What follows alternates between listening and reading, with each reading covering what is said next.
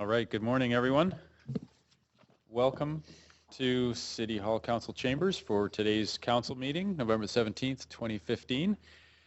And we need Madam Clerk to open up with the roll call, please. Mayor Robertson's in the chair. Councillor Louis is absent on civic business. Councillor Stevenson is present. Councillor Deal is present. Councillor Jang. Here. Councillor Reimer. Here. Councillor Meigs. Councillor Ball.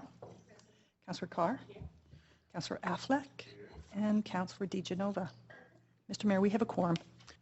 Thank you very much, Madam Clerk. And before we dive into our agenda, I wanted to open up with a few words about the horrific tragedy and act of terrorism in Paris, and express Vancouver's thoughts and prayers for the people of Paris, for all the victims and their families and friends, all of those impacted by these horrendous acts of terrorism.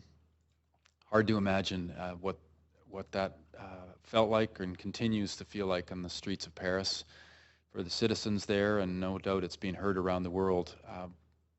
Spent time last spring with Mayor Hidalgo and members of the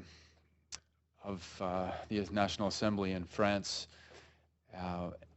who have been incredibly generous and supportive of their time around the world, gearing up for the climate summit. And a lot of the work around sustainability and equity related to that, hosting the world. 100,000 people are expected in Paris as part of the climate summit starting later this month. And their spirit has been so strong this year. It's a tragedy to see what they've gone through, from the terrorist acts last winter to this latest, which has had such a massive impact on Paris. But I received a letter from Mayor Hidalgo and Mayor Bloomberg, who are organizing the mayor's gathering in Paris. Yesterday, a letter that came out urging all the mayors who are planning to come to not think twice about coming, and that show of strength is more important than ever for the people of Paris and people around the world who will not be deterred, not be set back by acts of terrorism and those who perpetrate them. So there will still be a strong contingent going from Vancouver as planned, and I expect that will be the case around the world. People will be there in force to support the people of Paris in the wake of this tragedy. So our thoughts and prayers go out to them, and I want to give thanks to all the people here in Vancouver who were out in the pouring rain on the weekend for the vigil that took place downtown, expressing our support as was happening all around the world. Folks at here at City Hall made sure the lights were reflecting the French flag, as has happened all over the world as well. I'd just say these horrific acts really reinforce the importance of Canada and cities like Vancouver doing our part to provide support to families, to refugees who've been impacted by these acts of terrorism and war throughout the Middle East.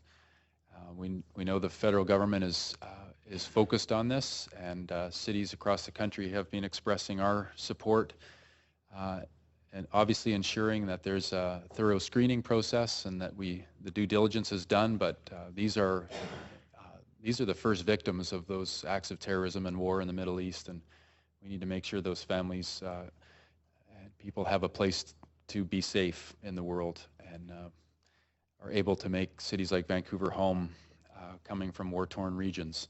So we'll continue to work on that, and I'll be a number of us headed to Ottawa this week for meetings with the new federal government and cabinet, and I know this will be a really important topic in the midst of all that, and lots of work happening on the ground here to prepare that. But just make sure we connect the dots between all of these very difficult times around the world, other parts of the world, and do what we can here locally to support.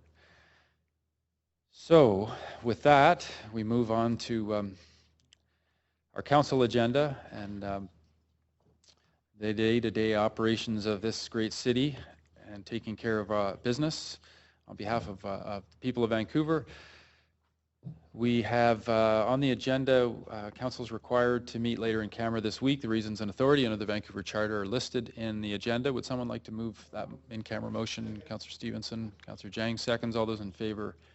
Any opposed? And that carries unanimously. Minutes are next from our last set of meetings. From our regular council meeting following the Standing Committee on City Finance and Services meetings of October 21st, 27th, and 29th of 2015. Are any corrections to those council minutes? I have a mover of adoption. Councillor Carr, Councillor Jang seconds. All those in favor? Any opposed? That carries. Minutes 2 are from the regular council meeting of November the 3rd. Any corrections? Councillor Deal moves. A seconder for that. Councillor Jang, all those in favor? Any opposed? And that carries. Minutes 3 are from the regular council meeting that followed Standing Committee on Planning, Transportation and Environment. Committee meeting November the 4th, 2015. Any corrections? Mover, Councillor Deal, and a seconder, Councillor Jang. All those in favor? Any opposed? And that carries. So we've adopted the minutes from our last few meetings. We need a motion to go into Committee of the Whole. Moved by Stevenson, second by Jang. All those in favor? Any opposed? And that carries. So we will consider the consent agenda items. We have 1 communication, 3 administrative reports, and 6 policy reports on the agenda for consideration. And council may adopt recommendations for these items collectively in a single motion. I'll ask if any members wish to hold any of those reports for debate, separate vote, or because of conflict of interest. Councillor DiGenova. I'd like to hold Administrative Report 3. Thank you. Okay, Councillor Carr. Yes, Mr. Mayor, actually I have a question of process for you. I do have questions regarding policy reports 1 through 5, but I'm quite happy in the interest of time, which I know is tight today, to send my questions to staff, providing they are reported back at the beginning of the public hearing. Okay, certainly. I know staff can do that. Getting nods from our acting GM of Planning and Development Services, Ms. Pickering. So if members of council want to forward any questions by email to staff, those can be answered at the outset of public hearings. If council approves referral in the consent agenda, any other reports to hold? Seeing none, I'll ask for someone to move adoption of the recommendations before council contained in communication reports and the other reports with the exception of Administrative Report 3, which is being held for debate, separate vote, or because of conflict of interest. Councillor Deal will move. Any debate on the recommendations and all those reports? Seeing none, I'll call the question. All those in favor of the consent agenda? Any opposed? None opposed. That carries unanimously. So we've approved the following reports. Communications 1 is the revision to 2015 council meeting schedule. Administrative Report 1 is 139 East Pender Street Heritage Facade Grant. Administrative Report number 2 is the approval of council initiatives, BIA renewals, and expansion. And Policy Report 1 is CD1 Text Amendment 565 Great Northern Way. Policy Report 2 is CD1 Text Amendment 998 Expo Boulevard. That's Concord Area 5B West. Policy Report 3 is CD1 rezoning for 375 West 59th Avenue. Policy Report 4 is a CD1 rezoning for 6318 to 6340 Cambie Street. Policy Report 5 is CD1 rezoning for 1335 Howe Street. And Policy Report 6, CD1 rezoning 5470 to 5490 Oak Street. So those are all approved. On to the next steps, and we will now consider the items that were held for debate. That's Administrative Report 3, held by Councillor DiGenova. So I'll put you on the queue here. Thank you, Mr. Mayor. I just have some questions regarding the report for staff. If I may start with my questions. Sure. My first question is, on page 4 of the report, on item number 2 under proposed fee changes, it says that effective January the 1st, 2016, an additional 30% increase to all rezoning fees. So that's quite a significant increase, and I'm hoping that you might be able to comment on the reason for that increase as opposed to incremental increases over time, and also how this is going to affect affordability in the city of Vancouver for market projects. Through the chair to Councilor Digenova, there's if you look on Appendix C of the council report, you'll notice under the it lists the permit costs in relation to permit revenues for the various permit streams that we process in planning development services. And you'll notice that the total costs, the variance between cost and revenues for rezonings is in excess of 300%. In other words, the revenues that we generate are 300% less than what it costs to process those applications. So, oh, I'm sorry. Okay, can you hear me now? Sorry. So you'll notice that the variance between the cost and revenues for rezoning applications is quite high. It's in fact, it's in excess of 300%. Now, to try to achieve a cost recovery in 300% in one fell swoop would be, it's not sustainable, it's not affordable for the development industry. But it was felt that 30% was sort of a reasonable increase to help offset our costs. We've consulted quite extensively with the development industry, and that the industry was not objectionable to the proposed fee increase, provided that the fees increases go towards the hiring of additional staff to address wait times and processing times. So a follow-up question to that would be how many additional staff will be hired, and what was the consultation process with the development community?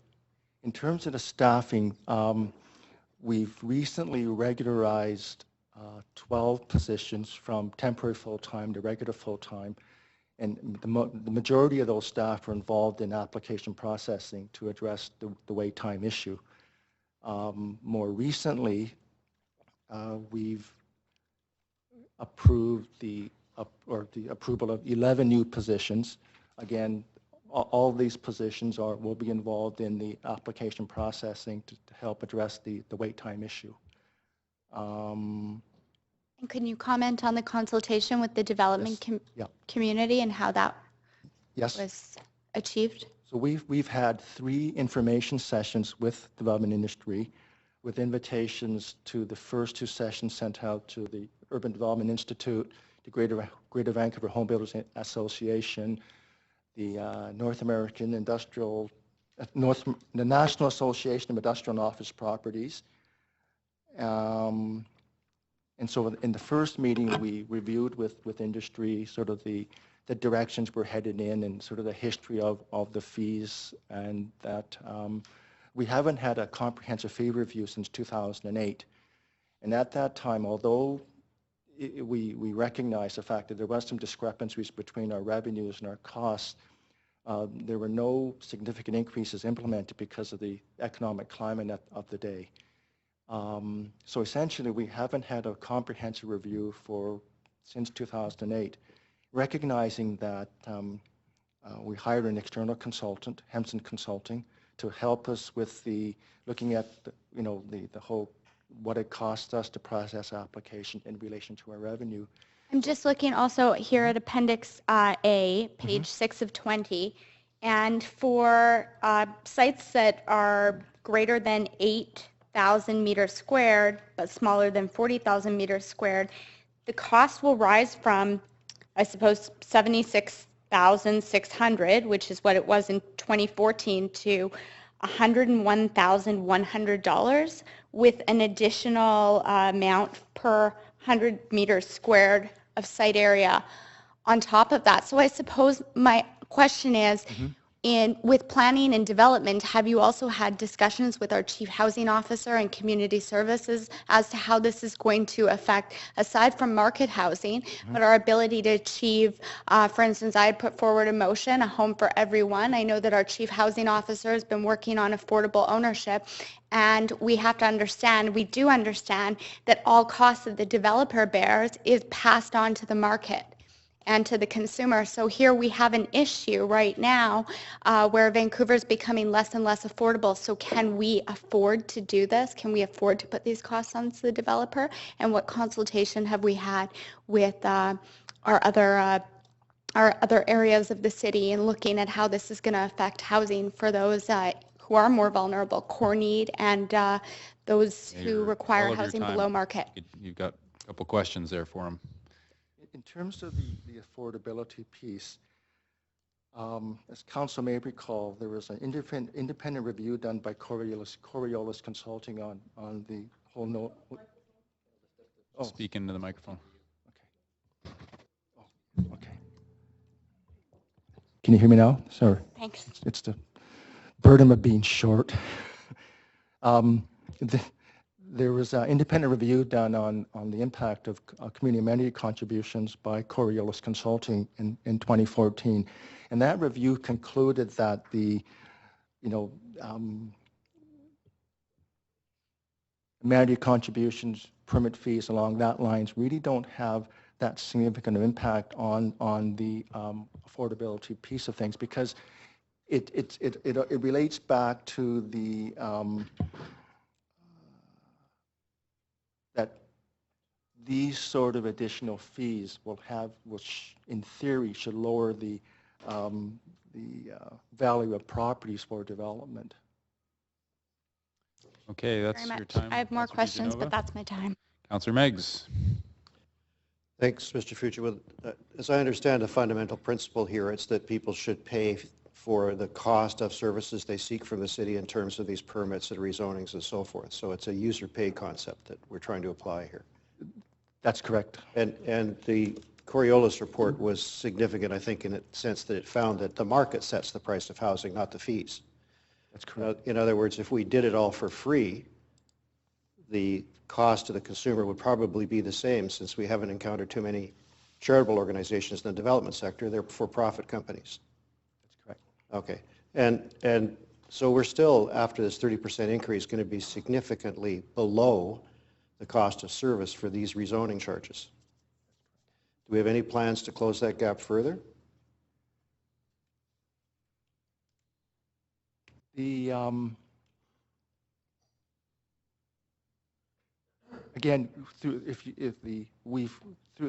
the analysis and the work, there's roughly approximately a $2 million gap between, in terms of our total permit program, between cost and revenues, and that we're looking at fees in two phases. The first phase is to look at our rezonings and some of our development permit fees, where because of the issue regarding wait times for particularly the 1 and 2 family area, we're not proposing any increases in fees at this time for that area.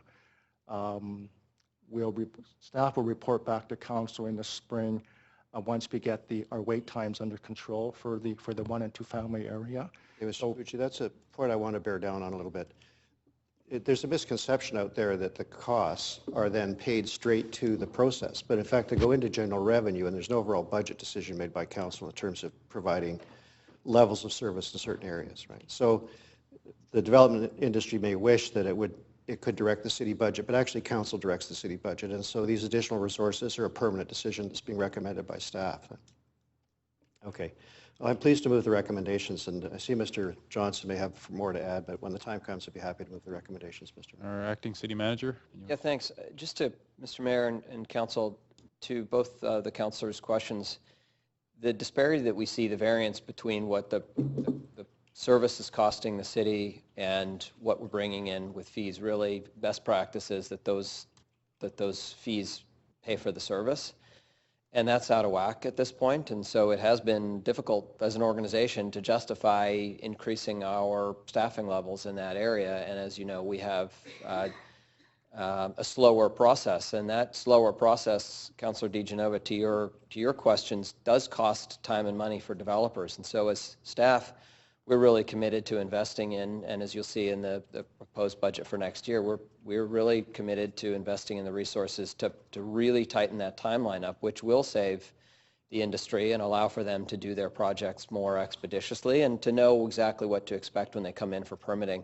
But best practice calls for the fees to really cover all of the expenses. And that is our intention too over the next several reviews here to get those to equalize and to be able to then to demonstrate really good service to the community so that they know what to expect when they come in and that it is really a competitive time with the neighboring municipality. So that's the intention of what we're trying to do here, and this is really the first step in that journey, and we really have delayed it too long as an organization, and we need to be doing this type of review more regularly and ensuring that there is greater parity. Do I have any time left? I can't. You do, yeah. Okay, A minute just a left. supplementary there, Mr. Johnson. I mean, obviously, we would like to be as efficient as possible, but then pass on that efficient cost to the people who are seeking the service. So, if I understand your point, we're going to try to make it easier to get those permits done in a short time frame, but it's not up to the development sector to tell us to hire staff or not to hire staff in a particular area. Absolutely agree with you, Councillor. It's we are as staff recommending to council a budget in which we're recommending investing in this area. Certainly not the industry's directive to indicate where we do allocate resources, but we do hear from the industry that there are issues in this area, and we are as staff recommending to council that those investments would help to continue to drive affordability and gain clarity to the industry, and it's best practice for us to serve them more effectively. And outright approvals, development approvals, the gap is smaller. So my assumption would be the negotiations on rezonings are taking more time, which you would expect, and that some of that time may be driven by the reluctance of developers to comply to proposals made by our staff. I just want to underline where costs may come from. They don't always come from slowness at the city. Thanks. We agree with that, and clarity and education, making it clear for people how to get through our process. You know, as we do more changes to the building codes, it takes industry a little bit longer. There may be more back and forth, but fundamentally, we recognize there are opportunities to improve our own efficiencies and provide greater service, but ultimately, the industry needs to be paying a greater share of what that service is, and that's what we're recommending today. Okay, next question's from Councillor Affleck. Mr. Mayor. So you have a 300% gap between revenues coming in and the costs of the operations, is what you said. Is our goal to get to 0%, or is it to get to 1 for 1? Is that the goal of the department? Through the chair to Councillor Affleck, the goal is to try to meet cost recovery for our whole program of permits that we issue. So it's not as if we're going to try to get cost recovery in those areas which are extremely far apart. It would be, it wouldn't be affordable and sustainable, but in terms of our whole program of permits, rezoning, small permits, building permits, that is the goal, to try to achieve cost recovery. I'm assuming, though, the reason we're doing cost recovery is so that we can alleviate potential tax increases. So you're increasing about 1.7 million in this case in revenue you will be bringing in. Can I assume, I'm not sure who can answer this question, that I'll see a reduction in tax revenue to the taxpayers of Vancouver of 1.7 million to even that off? Mr. Mayor, if I want to answer that, I may jump in. I doubt it, but I'd like to hear Well, the conversation that we've been just having, Councillor, indicates that what we're looking to do is to have this program holistically. So there's the variance of 329% in the one area, which is the rezonings. Mm-hmm. But if you look on Appendix C, the overall discrepancy, the variance is about 60%. Between all of those fees and the costs to deliver the service. Holistically, it is our intention that those costs and the fees that come in would be on par. And what our recommendation to council is in the budget is to invest further in those fees, in the staff to increase the efficiency and the speed by which we deliver these permits. So at this point, our recommendation isn't that we take the additional fees and put it into general, but that we do put it back into investing in this program. So you wouldn't see a commensurate reduction in the taxes as a result. It represents about 2.25% of our taxes, so I would like to see that. I mean, I think the whole point is the goal should be there should be a balance. But anyways, but it's 60% difference now, right? So we're not proposing that this area bring in additional fees. We're recommending that they come in parity. Right, but we are, as a city though, we are on par with most of the communities around the region from the reports. There's a couple where we're a little bit higher, some we're a bit lower on some of the fees. At what point do we start discouraging, do we have any idea when we start discouraging real estate and development in Vancouver? And I'm not talking about giant towers, I'm talking about duplexes. And you know, I think that if other cities are more attractive and they can move faster, is that not a challenge? I mean, there are obviously a developer would look at both those factors, speed and cost. So now we're really slow, and now we're potentially going to be the most expensive. Isn't that bad for development and creating affordable housing in Vancouver and more housing for the people? Does that make sense? Is that not something? How do you guys weigh that? And where is the magic number of knowing when you're pushing it too hard and charging too much? What industry has told us is that in the overall scheme of things, our permit fees are very, very small component of total sort of construction and developer costs, you know, less than 1%. And that from the perspective of at least what I've heard is that they're happy to pay that small little increment in the permit fees, provided that we you know, move things along as quickly as we can. So do you think that by increasing, say, 30% in certain cases, that you will be 30% faster in your department or more? How much faster will you be for those developers? 50% faster? 100% faster? Will we get through that huge backlog that the report talks about with 800 sitting on the queue for one category, 1,000 and plus in another? How fast will we, by doing a massive hiring, push through those process, through that backlog? We've got quite an aggressive plan to reduce our wait times, again, particularly for the 1 and 2 family area, and which we hope to implement over the course of the... Sorry, I'm not running out of time, but how fast? You've got a plan, so what's the speed which you're going to achieve this with this new money? Over the course of the first 3 quarters of 2016. You will catch up? If I may jump in, Councillor, firstly, we wouldn't categorize what we're proposing as a massive hiring. What we have seen a massive increase in the number of permits and over the last few years, and we actually haven't increased our staffing over those years. So what we're proposing to do is to incrementally increase our staffing, and what we expect, Councillor, is that by the first quarter, the industry will see improvements in the backlog, and that we will be considerably decreasing the permit times by the second quarter into the third quarter. So the industry will see changes almost immediately as we stabilize the staff that we've already had and do increase some additional staff and improve efficiencies. There are opportunities for us to do our work more efficiently, and it's kind of the coupling of those two. Overall, during the consultation, that as George mentioned, we heard loud and clear from industry that the permit fees are actually negligible. What is really of concern is the lack of clarity of how long it's going to take to get a permit and the fact that they are waiting for several months. And that's time is money in these cases because they've got holding costs on those projects, whether it's a single family home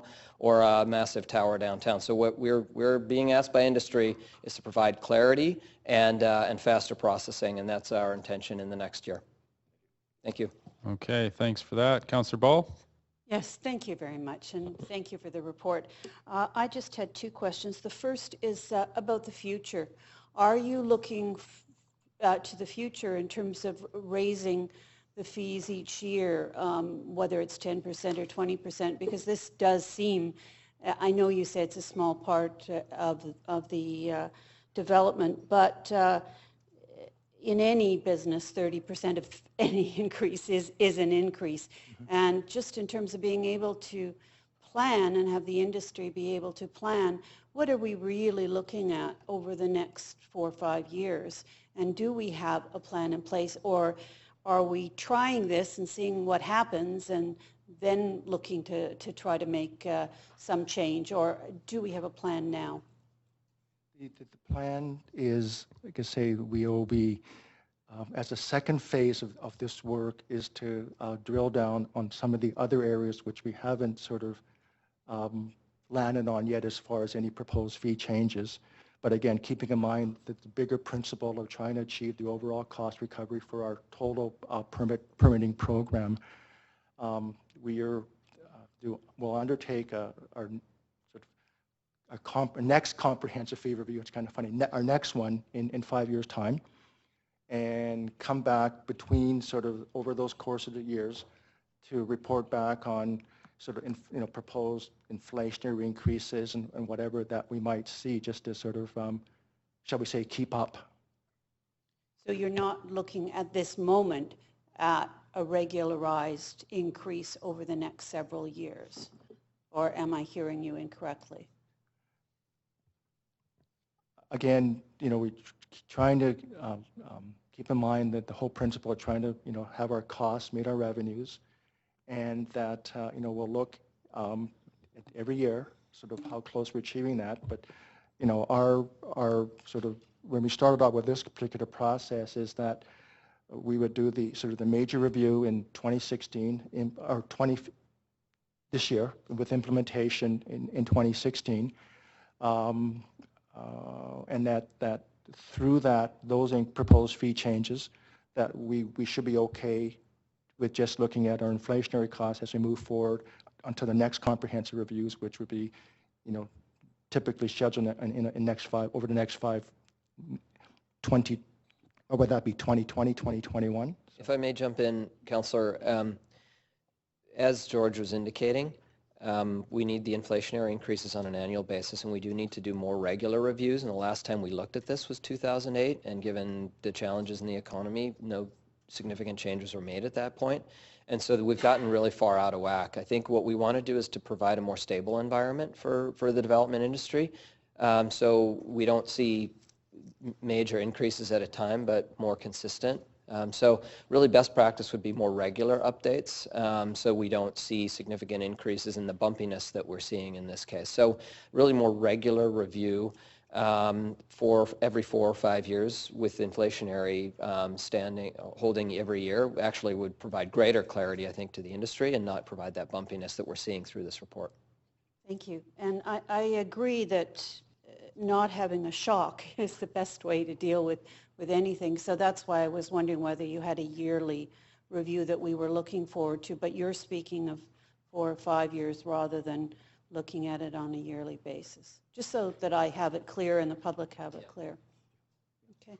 The other question that I had was, again, I do have some concern for a nonprofit, and I'm wondering if you have any assurances in terms of the nonprofit developers or building social housing, affordable housing. What are the plans there? Are they looking at the same 30%, which Councillor DeGenova brought up the issue there? So I just didn't get the clarity on what we were planning. At this point in time, through the chair to the councillor, at this point in time, it's an across-the-board fee increases for all of our applicants. However, as we drill down further in terms of the next phase of this work, there may be areas where staff will come back with a recommendation because of the significant sort of public goals and sort of other council initiatives, where there may be areas where we can look at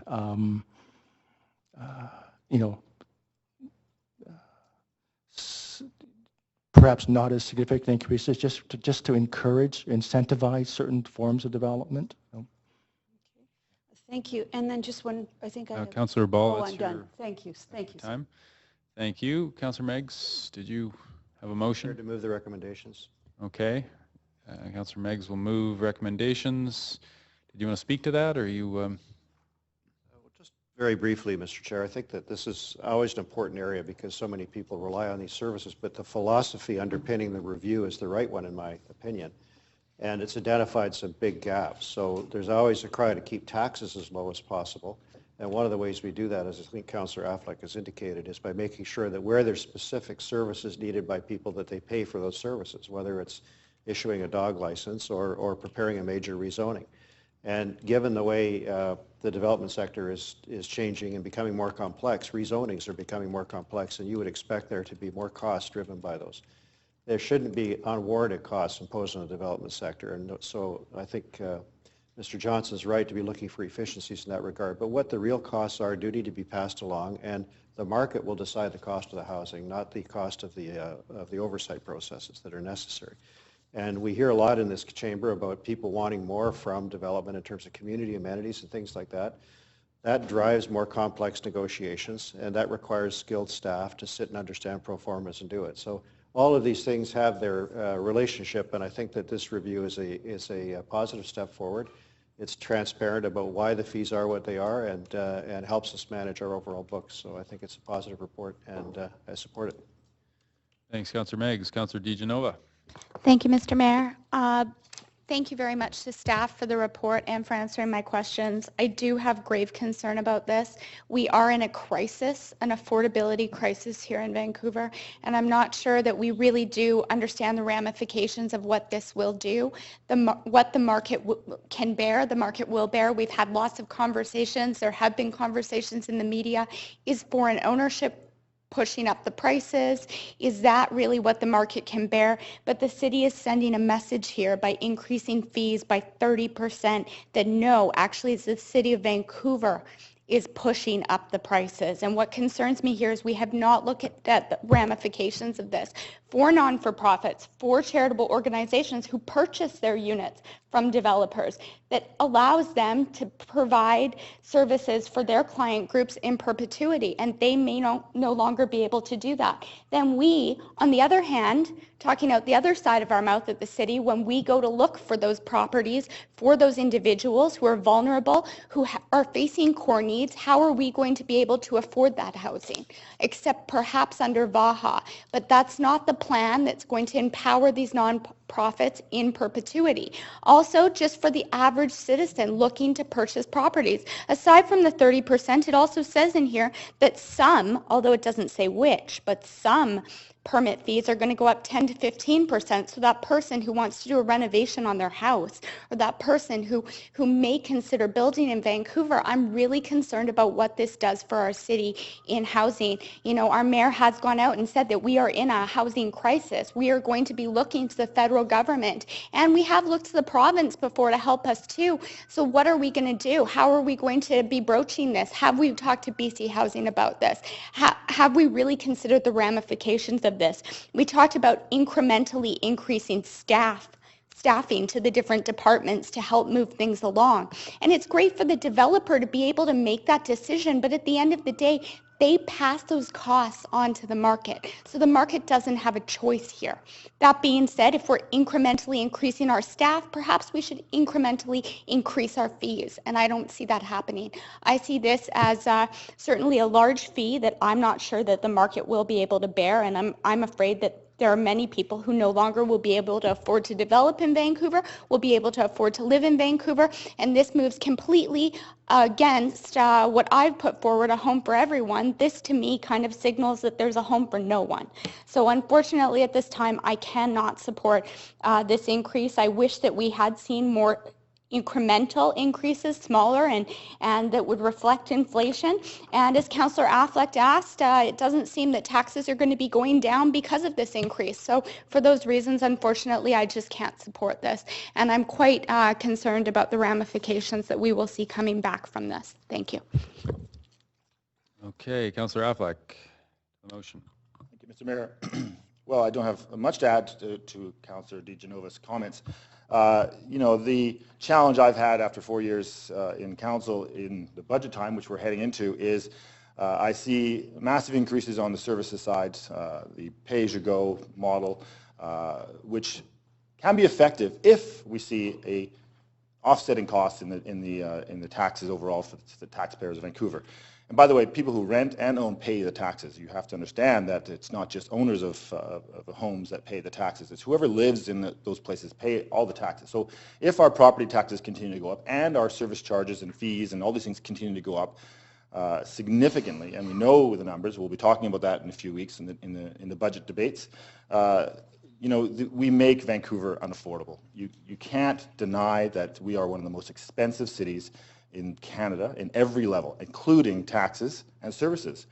I believe that this increase will discourage a lot of people from wanting to be in Vancouver. I don't hear from staff wanting to develop in Vancouver. I don't hear from staff that we will see a process that will be sped up to the level that I now think that people who are going to be paying these fees are going to be expecting. I think we still will see this backlog. This is the new normal is this kind of backlog, and I don't think it's a good new normal. I think we have to find a solution for it, absolutely. But when I don't see, after 4 years, every budget after budget, that we see a 30% increase here today, and yet we still see an overinflation, over the rate of inflation tax increases for taxpayers in Vancouver. I don't think this is fair. It's making Vancouver unaffordable for those of us who here, and all of us, in some way or another, are paying property taxes, whether we rent or own.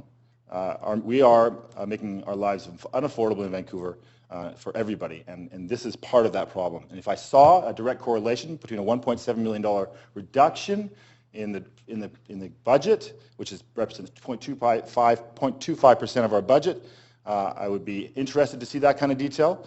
But from what I hear from the acting city manager, we're not going to see that correlation.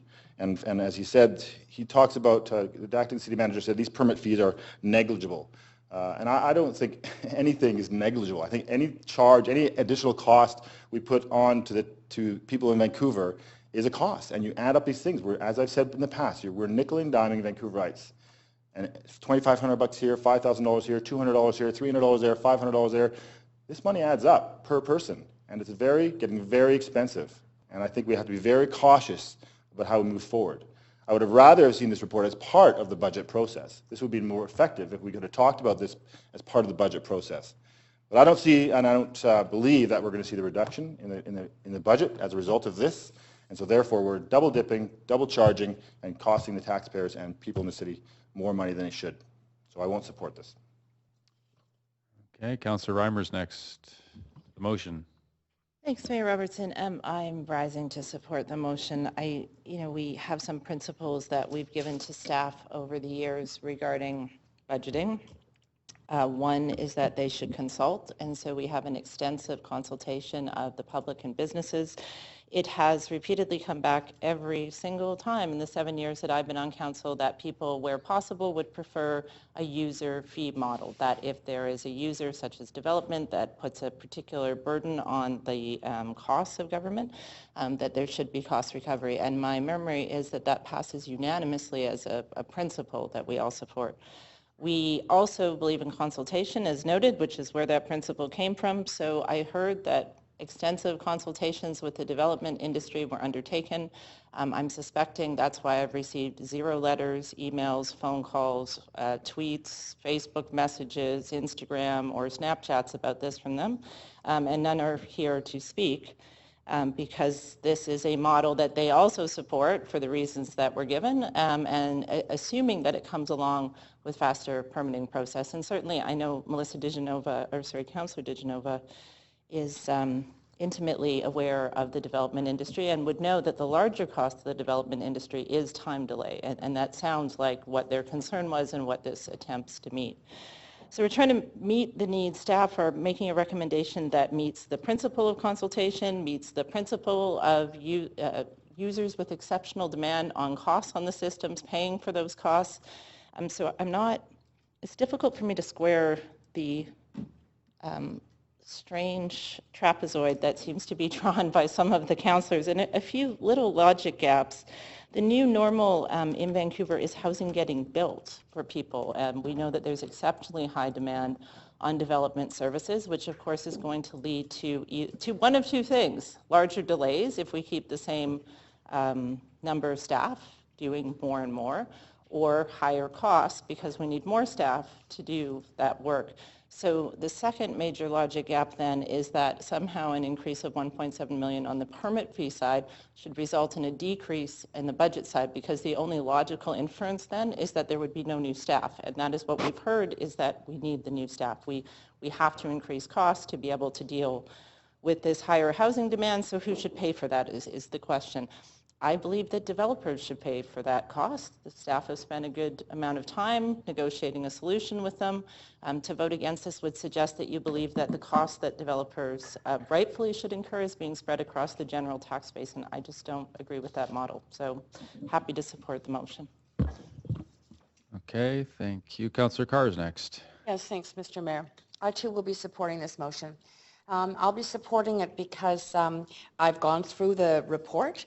The vast majority of fees are within the 2% inflation rate. There are a subsection that are not, and the assessment of our staff is that the reason for that is they have not been readjusted for 7 years, and that there's a need to use that money for service. The service being hiring more people to quicken the rate at which people can be issued permits. That is the consistent issue I hear being raised by those in the construction industry and the development industry. It is the time lag between the beginning of the process and the issuing of the permit that is key. I trust our staff to use those resources to in fact achieve that very desirable goal of increasing the speed at which permits are issued.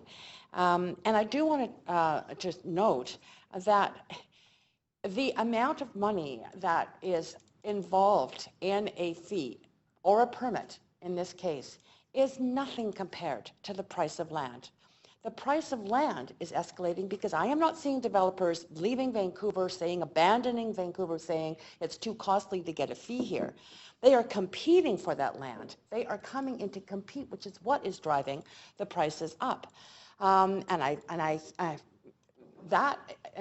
Coupled with the fact that the developed money is coming in globally, we are an incredibly desirable location.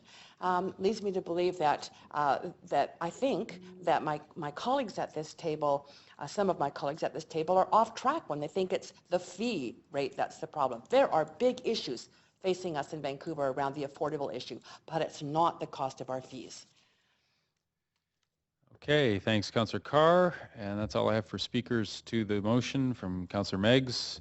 So we will go to the voting queue. The motion that moves the recommendations.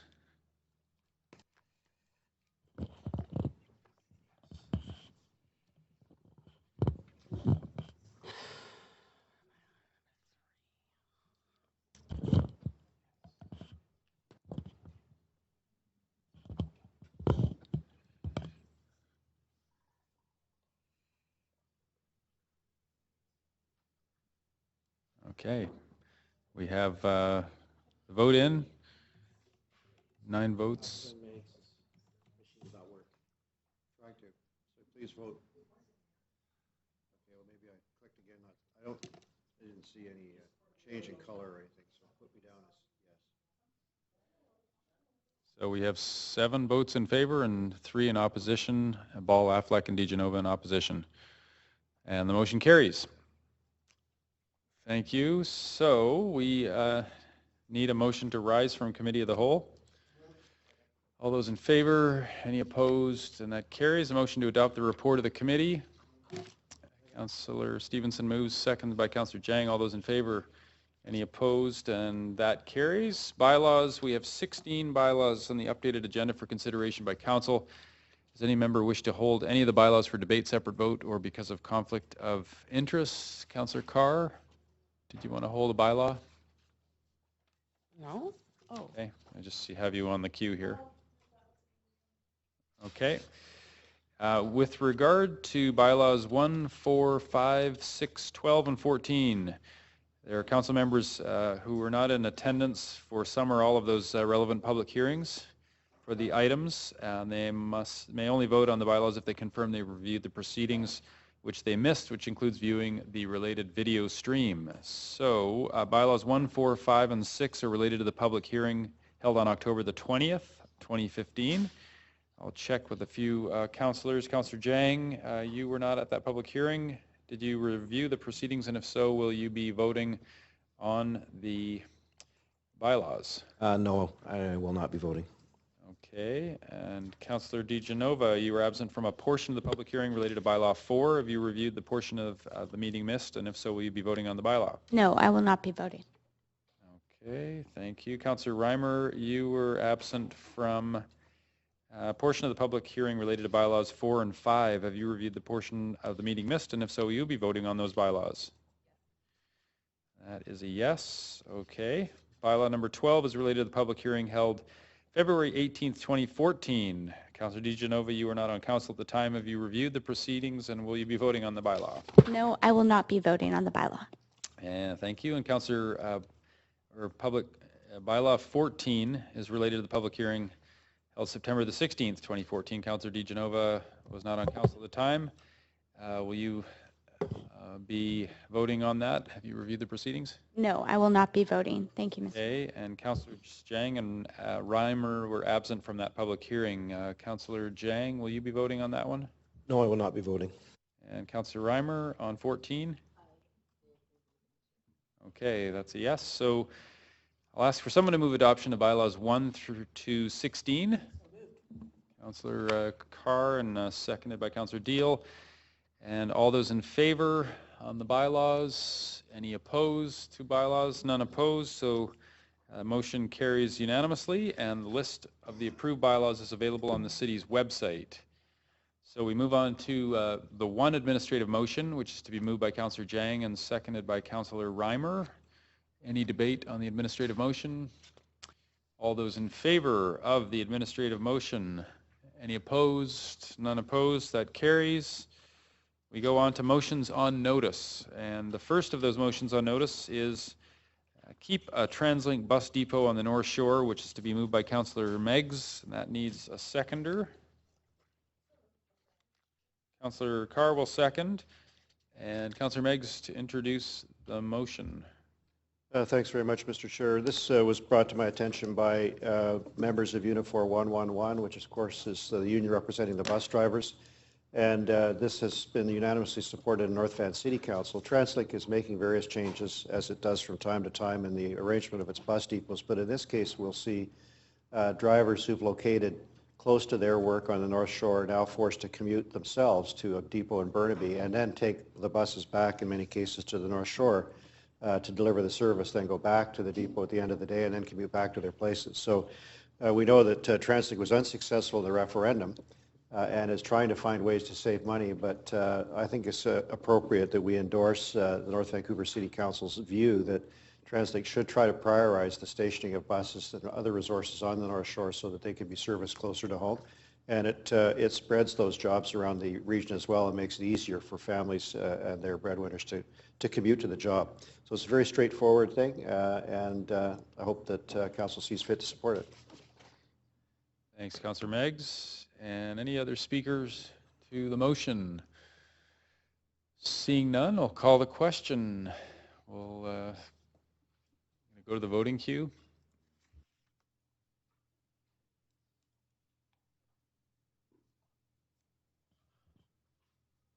I voted. Is it okay? And we have 10 votes, all in favor of that motion, unanimous support. So the motion carries. Maybe the fastest motion this council has approved in a year. Peace broke out. Peace broke out on the issue of buses on the North Shore. Something we can all agree on. So the second motion on notice is the opposition to the Trans-Pacific Partnership Trade Agreement, which is to be moved by Councillor Carr, and that needs a seconder. Seconder for Councillor Carr's motion.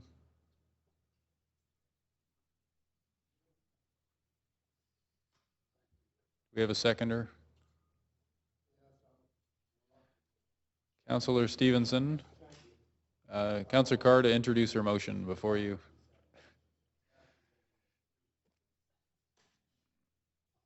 Councillor Carr, your motion has been seconded, and you actually we have requests to speak to this motion. Yes.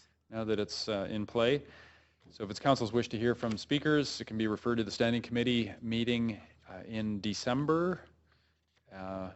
Someone want to move referral of that to the next council meeting in December? Absolutely. I'll move referral. Councillor Carr will move referral. Seconder for that?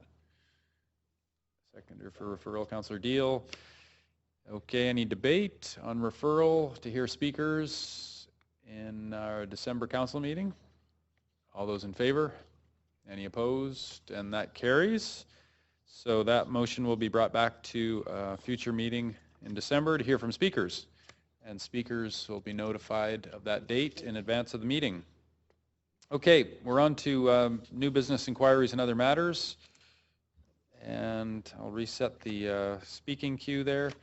We have one item of new business, which is a request for leaves of absence for civic business for me from meetings to be held on December 1st and 9th, 2015. Would someone like to move that motion? Councillor Ball, seconder. Councillor Jang. Any debate?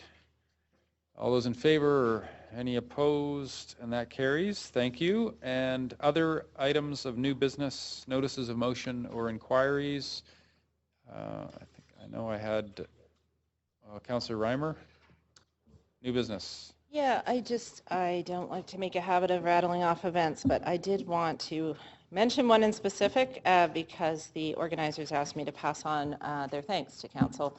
So this past weekend, in extremely cold, windy conditions, UBC hosted the Canadian University Women's Soccer Championship for the first time in 26 years, made possible by a sport hosting grant from the city. So they did want me to pass that on. Even more excitingly, UBC won 3-0 in the final for the first time in 10 years taking the title. And the coach, Marissa Kovacs, is a pretty exciting evening, despite it feeling like it was -10 out there.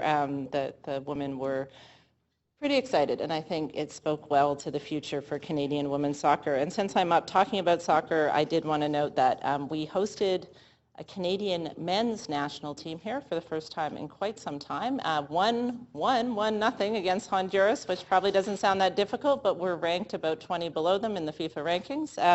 And they are playing again tonight against El Salvador, not here, but for those who follow soccer, an opportunity to cheer on the men's team in a unusual opportunity to potentially make the Olympic qualifiers for CONCACAF. Thanks, Councillor Reimer. Councillor DiGenova. Thank you, Mr. Mayor. I will start with my notice of motion, which I've sent over to the clerk, which is entitled Mentorship Program for Millennials. And I've already sent that over to the clerk. Sorry, notice of motion? Thank you. Sorry, notice, just notice.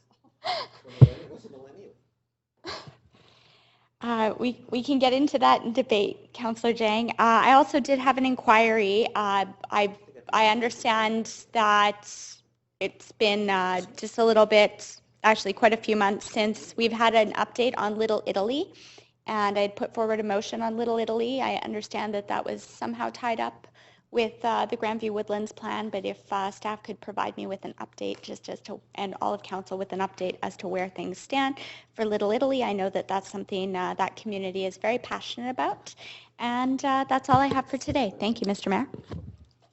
Okay, thanks, Councillor DiGenova. And Councillor Carr is next. Yes, thanks, Mr. Mayor. First of all, I just wanted to thank everyone in our city who was so involved in putting on the various Remembrance Day events, including the Aboriginal Veterans Day events last week ago Sunday, but also all those on November the 11th. And you know, for those of you who were there, and I did see a number of you there, that they were very moving events this year.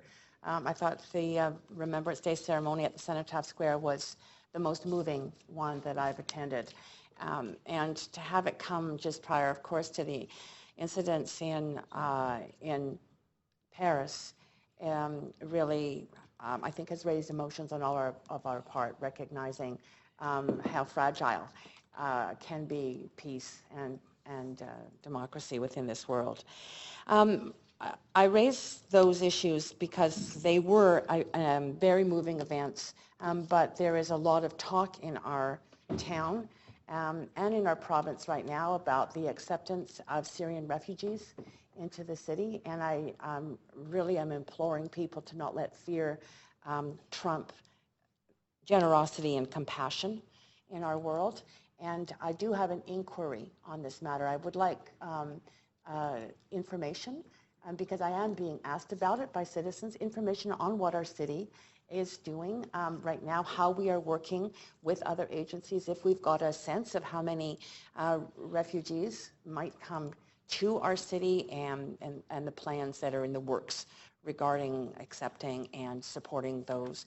And in specific, I would also like to know if there is some particular staff person who we could send offers of help to, or if it's not a staff person, the agency, whether it's Immigration Services Society or whoever it is. Councillor Reimer spoke about soccer. I think we all know Carrie Serwetnik as a leading women's soccer player, and she has offered, for example, to host some games amongst the children who come. And I'd like to know where I would send that request. So maybe I'll start with an update. I'm headed this afternoon to Ottawa. There will be meetings with Minister McCallum, who's Minister of Immigration. So we'll be getting an update on the federal government's next steps as they open up the process to accept more Syrian refugees to Canada. I've had phone conversations with him. He's been in contact with a number of mayors across the country and premiers as they build their program to increase the number of refugees coming and make sure that the process is solid and that on the ground we have the support that's necessary. So that work is ongoing with the federal government, clarifying timelines and their process. We don't know yet what numbers and what timing, but we're also working on the ground here at the city. We've got the Mayor's Working Group on Immigration. Councillor Meggs has been the co-chair of that between the working group and the Vancouver Immigration Partnership. A number of the different stakeholders in the settlement services and refugee support realm have been organizing and preparing for a big influx of refugees, and looking at making sure that suite of services is available. And that work actually started some months ago as the crisis was building, and the hope was that we'd see an increase in the federal government's willingness to accept refugees. So a lot of the folks in the refugee and settlement universe here have been preparing and working on this. We've hosted town hall meetings and a number of forums related to this. So that work is ongoing at the city. Mr. Johnston, if you want to speak to what was going on with city staff specifically on this, that would be helpful. And welcome Councillor Meggs to add any comments when he has time on new business. Thank you, Mr. Mayor and Councillor Carr. To respond to your question, as you know, the city doesn't play a primary role in receiving refugees, but we can play a facilitating and coordinating role between the many departments and agencies that might be involved. So that's what we've been doing. We've been convening meetings and participating in meetings. Our staff have been actively involved. We don't have clarity yet on the potential number that might arrive in Vancouver, as opposed to what might arrive in the rest of the Lower Mainland, but I have been coordinating with city managers in Surrey and other municipalities so that we can at least have a regional response from a municipality perspective. Our staff are obviously quite enthusiastic to be a welcoming city and to do what we can to support the primary agencies that would be responding, and are engaging with them to see where there may be gaps that we could help to fill and to play a role in supporting. So at this point, we are really playing a primary coordination and facilitation role between the different agencies that might be responding, as well as the other municipalities in the Lower Mainland that might be responding. You know, it's an interesting situation in the Lower Mainland where you'd have some municipalities that might have more housing but less space in schools, and some municipalities like Vancouver that might have less housing but more support systems. And so really this is going to need to be a regional response. Paul Mokery in our office, our acting deputy city manager, has been coordinating our staff team, and so if you do have direct questions, please feel free to connect directly with him, and he can connect with our staff to get you the information. About 3 weeks, a month ago, I think Council had asked for additional information to be added to the website, and I sent you an update on that we have now resources on our website of where people can go to provide support. So we do see our role as helping to get information out there. What we've been told so far, Councillor, is that putting a call out for equipment and things like that, it's too early. We don't know what we're going to need, and any of these organizations that might start to receive this material would be flooded. And so they really need to understand the quantities, how many people and when, and what the gaps might be before we start calling for the public to come and play a supportive role. Because, as we've seen in other situations like this, they can be inundated and then not be able to respond appropriately. So we're asking people to be ready to support, to host a refugee or a family, or to be willing to provide some support to those organizations. And I think we're just in a bit of a holding pattern until we get a final plan from the federal government, and obviously the mayor's coordination with the minister and their efforts will be really important. So we're at the ready. We are also coordinating with FCM. A number of you have directed FCM questions to us, and we've responded to those. So we're trying to be part of that larger national effort from the cities. So we're eager to help and ready, and working with our organizations to ensure that we're playing the role that is most appropriate for the city at the time that this occurs. Thank you very much. Okay, thanks, Councillor Carr. Councillor Meggs. Well, thanks, Mr. Chair. I don't have much to add, except, and the risk is once you get into this topic, it's hard to stop. But I do know that I've been fortunate to have close relations through the Mayor's Working Group with the leadership of the settlement services in the city, and they have been working on this issue in a very comprehensive way for months, long before we had even the heartbreaking picture of the child on the beach. And their perspective was one that I've been kind of reassured by, because they've been so consistent in their approach. So the National Organization of Settlement Associations had established a goal that was less aggressive than the current government's goal, that they felt could be built up to 20,000 refugees by 2020. And so now supporting the revised goal, but have made all the cautions that I think are sensible in terms of needing the resources and trying to get people coordinated to support that large number in such a short time. But I think that at the same time, they are stepping up, and there is a real deep pool of professional understanding, especially here in the metro region on it. But as Mr. Johnson has said, the resources are scattered around and are going to be hard to coordinate. And I think that the role that council could play, and this may be some of the recommendations the working group brings forward later, is in continuing to contribute to that climate of understanding that Councillor Carr started with, so that the public realizes that the number of people coming may seem very large, but actually, even if it's at the current government commitment, would simply restore the numbers in absolute terms, not percentage terms, to what we were doing in the 1980s as an annual event. So, we have a much larger society than we did in 1980 and better understanding. Unfortunately, there was a decline in planning and preparation when that gap has to be closed now. But I think those are going to be important changes.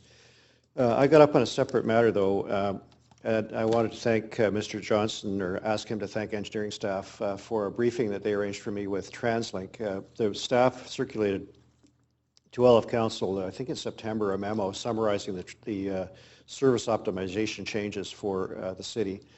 I heard, as other councillors did, I think, from people in Champlain Heights who were anxious about cuts proposed for Route 49. Council will recall we unanimously took a position that those cuts were inappropriate last year. Basically, Route 49 would deviate down into Champlain Heights, and TransLink withdrew that change at that time. They now have proposed a different approach, and that deviation would be removed for Route 49, and additional service would be added on Route 29, which is the north-south route, so it significantly mitigates the impact on the neighborhood. I don't know that Champlain Heights residents, who are very organized and articulate, will be satisfied with this, but I've written to them this week saying that our staff feel that, given TransLink's funding cuts, that this is a constructive solution that probably best matches the demand with the supply. Because Route 49, and this goes to the question of the Broadway subway and that kind of investment, Route 49 is now the second busiest route in the region. And by making this change, the thousands and thousands and thousands of riders on Route 49 will save 5 minutes each way on their commute. So TransLink's not doing this out of any kind of random considerations. It's trying to meet the needs of a huge volume of riders who are not interested in Champlain Heights. And so the changes there, I think, I've told the people corresponding with me that I respect our staff's professional view on this, and so invite the community to tell us if they want to try to do anything further. I'm not sure that more can be done, to be honest. There's two other changes I'd just like to highlight quickly. One was that There were changes to the night service, and TransLink has eliminated night service on Route 22 and one on the east side, the number which escapes me, which had very, very low late-night ridership. But they have boosted some of the other night bus services, especially the downtown entertainment district, and I was relieved to see that given the current concerns about taxi service there and clearing the downtown district and so on. I mean, as long as we have late bar hours downtown, we need that night service. It was created actually or restored at the time of the extension of the hours. So I was relieved to see that, and I thought that we should mention that here to commend TransLink for trying to focus those resources. And we may also hear from people in Hastings Sunrise about changes in that neighborhood, but in my judgment, having seen the material on detail with both TransLink planners and with our engineering staff, I'm satisfied that actually it's probably an improvement for Hastings Sunrise too. There's a public meeting proposed in that neighborhood, and TransLink will send its planners there to try to persuade them of that case. But we're getting close to Beeline service, and it'll get to Beeline service quite quickly on Hastings. That will really ease the needs of people who are now driving across the viaducts and should make it easier for them. And with the addition of the Evergreen line, we're getting the two pieces of transit investment, notwithstanding the difficulties in the overall system that our system engineers said would be really helpful in terms of managing new traffic flows in the revised plan around Falls Creek. So thank you for the work, and thanks to Mr. Johnson for his staff's briefing, which I found very helpful. All right, thanks, Councillor Meggs. Councillor Stevenson. Thanks very much, Mr. Mayor. Just a comment also on the refugees. Many of us, I'm sure, as I am, are receiving emails or calls or bumping into people who are concerned, and worrying about the refugees who are coming in. And I saw a figure today that really grabbed my attention, and I wasn't aware. There have been 750,000 refugees resettled in the United States since 9/11. 750,000 since 9/11. And there has not been one arrest on domestic violence at all. Most, if not all refugees, any that I've met, think they've won the lottery when they come to this country or to the United States, and all they want is a better life and away from the countries of the violence that they've been living in. But I wanted to speak actually also to Remembrance Day, Mr. Mayor, because I was pleased to step in for you as you were in China at the cenotaph. And I also found it the most moving service. I've gone to the cenotaph now every year for 20 years, ever since I was an MLA. And I found it the most moving service that I've been to. And the young woman, the poet, whose poem was read, entitled We Remember, that poem was amazing, absolutely amazing. It as I said to her at the time, it not only made me remember, but it also took me right to the battlefield. It was so gripping, and so I was really pleased to stand in with you, and also did the reviewing stand with Minister Anton and the new minister, Justice Minister Wilson, who sent their regards. Thanks, Councillor Stevenson, for being there on my behalf. While I was in Hong Kong at a similar ceremony, not quite the grandeur of the cenotaph at Victory Square, but a very beautiful ceremony in the Canadian graveyard in Hong Kong with Premier Wynne from Ontario. Councillor Ball, new business. Yes, thank you very much, Mr. Mayor.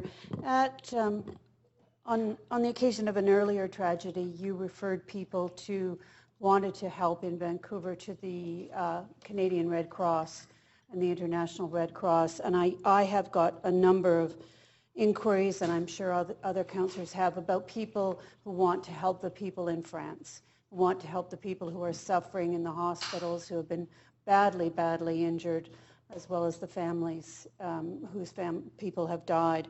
So I'm hoping that you will once again support that people call the Red Cross and offer their help that way, rather than trying to go through a city agency of one kind or another. The other thing that I'd like to mention is most agencies, social service agencies of all kinds, rely on arts and cultural institutions in the city to be able to donate to them and help them throughout the year. And this is the time of year when all of our theaters and our musical organizations have amazing concerts and celebrations of the holiday. And it is a good time to support those agencies, to be able to book your tickets, whether it's for Christmas presents or holiday events.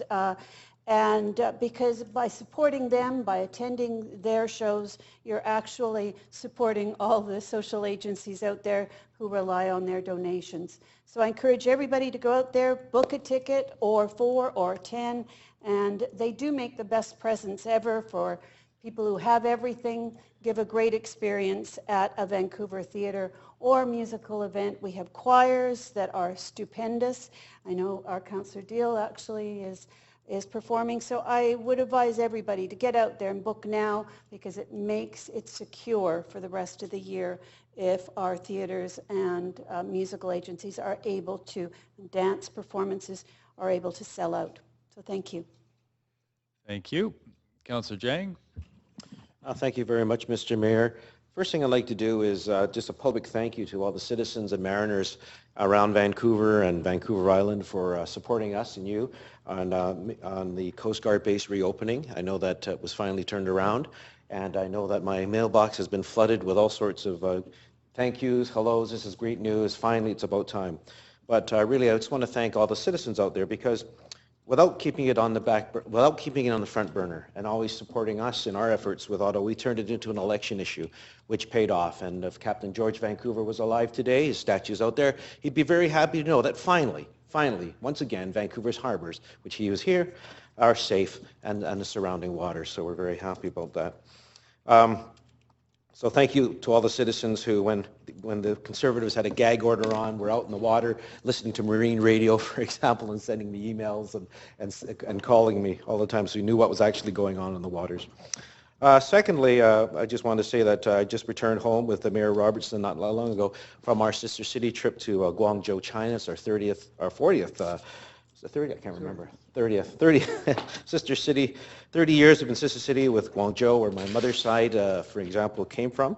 And it was 2 days, chock-a-block, full of activities. And we were accompanied by nearly 200 local Guangzhou residents, who are actually Canadians, had gone over as well to set the stage for these events. And so we had just a listing off, just off the top of my head in my jet-lagged state, for example, we had the Vancouver Economic Commission setting up meetings, for example, between Guangzhou companies that are here in Vancouver and Vancouver companies moving to Guangzhou and Hong Kong. That was very successful. We got to tour a number of them, film companies, incubators, for example, that are doing very well. Tourism Vancouver, meeting with our counterparts at Tourism Guangzhou to promote Canada and Vancouver as a great tourist destination. We also had a number of cultural exchanges. First of all, the biggest one, of course, we went to the world's largest library, which is in Guangzhou, with a First Nations welcome figure as our gift to the city of Guangzhou. Of course, Guangzhou, we're here in the summer, and they provided us with a beautiful silver bauhinia, or flower, that sits in the front of City Hall right now. I also went over with a number of my colleagues from the University of British Columbia, Department of Psychiatry, and we had our very first mental health forum with mental health workers from Guangzhou. And that's quite a groundbreaking thing, because, as you know, a lot of people don't want to talk about mental health. And certainly I know amongst the Chinese community, which I'm a member, they don't like to talk about things like this, but we're actually starting to break that open and start to have some good discussions. And an individual, Dr. Fiona Choi from my lab, actually went over at her expense. She was on holidays in Hong Kong and decided this was worth doing, so she jumped on a train, went to Guangzhou, presented, and went back home to her family to catch a flight back to Vancouver. So I do appreciate everybody pulling out all the stops, and certainly Mayor doing so much. And I don't know how the heck you kept awake all that time, because I was certainly tired after the first day. I don't know how you did the second. Thank you. Thanks, Councillor Jang. And Councillor Reimer's next. Yeah, I'm sorry, and I may be learning a lesson about not exhaustively listing out all the events I was at, because I did want to provide an update on refugee settlement efforts based on an event that I attended on behalf of the mayor, I think Friday, could have been Thursday, late last week. And to say that ISS of BC, the Immigrant Services, thank you, is actively seeking people to go online now and provide offers of housing, volunteering, employment leads. And the reason for that is that the sooner they can do that screening, the more prepared they'll be when these folks arrive. So if you could get the message out there, the website is www.issiguanasamsambc.org. And in addition to housing leads, they had some great examples actually of, in churches or different places of worship, they may have had housing or a house that was used for a pastor or other folks that is no longer in use or may have more room than expected. Some of the ancillary buildings for both private and public schools that really you have to weigh this off against where the refugees are sleeping right now, that what you might not consider great housing will be by them considered extremely fantastic housing. So minimum of 2-month commitment on the housing. On the volunteer side, they're looking for general volunteers, but specifically for people who have skills at ESL or counseling skills, because there is a trauma associated with quite a number of the refugees coming. And the last thing they're looking for, of course, and it is that time of year, is money. There is financial needs for clothing and other supplies, but also to note that the Welcome House, as some of you may remember, the city was the primary donor to that. The province had committed money and then failed to provide all the money that they had committed, so there is a shortfall on that building, which is anticipated to open by June. More money, of course, helps that move forward in a better way and make sure that ISS isn't stuck with that shortfall that the province created through not providing the full funding. Thank you, Councillor Reimer. And I'll just wrap with a thanks to Councillor Jang for the support and all the city staff who worked really hard, Wendy Au in the city manager's office, and Joseph and Pearl and the team that we had on the ground in Guangzhou to celebrate the 30th anniversary of our sister city relationship. Great events, well organized, and big thanks to the city of Guangzhou, Mayor Chen and his team for hosting us there, and all of the delegates who paid their own way to go to Guangzhou and celebrate our relationship and build more relationships, and particularly on the business front. The business mission was good to have such great support and representation from the whole city. And to those who were covering the bases here at home, thanks for doing that for various ceremonies and important events that we've had. Appreciate that. Lots going on, and I just wanted to close with some words. It has obviously been a very tense time coming out of the Paris attacks, and with the refugee issue front and center for us here in Vancouver and across the country and globally. And I think more than ever we need to be careful with our language, that we're seeing a lot of hateful language, whether it's people pointing at different faiths, and we have to be very careful with our language and know that these attacks were by extremists, by terrorists, regardless of what faith or what background, what they believe or don't believe. We got to do our best with all these issues around race, faith, and background, to be tolerant, to be careful with our words, to be respectful of each other, and to do our utmost to deal with hatred that creates that kind of horrific violence straight up, and not drag others into it by association or unfortunate choice of words. So that's something we've got to be mindful of in this city, as a city that has a relatively harmonious mix of cultures here. We have worked hard, come through some difficult times over the generations to get here, and we need to be vigilant on this every single day. And when we're bringing and welcoming new residents from different parts of the world and different backgrounds, obviously our language, our communications are very important in that. So just some words to close by, and we are going to need to go in camera and then get on with a committee meeting this afternoon. So we need a motion to adjourn this council meeting. Councillor Stevenson, seconded by Councillor Jang. All those in favor of adjournment? Any opposed? And that carries. So this meeting is adjourned, and council will meet in camera at 10:15. Sorry, is it 11? It is at 11:15. So we'll take a short bio break and meet in camera, and then we'll be back here for our committee meeting this afternoon at 1 o'clock.